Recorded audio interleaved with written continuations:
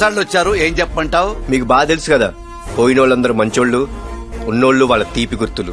ఆ తీపి గుర్తుల్లో నన్ను అయ్యవు కదా. అది మీ పెర్ఫార్మెన్స్ మీద డిపెండ్ అయి ఉంటుంది. Performance చంపేస్తానా?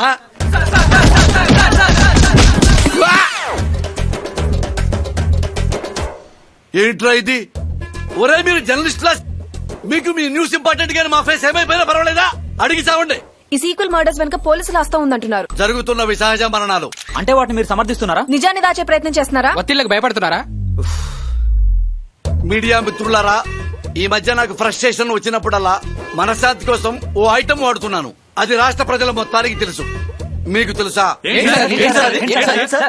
Joy, thanks for your pepper spray. ACP, నీ నెక్స్ట్ టార్గెట్ నేనేనని నాకు తెలుసు.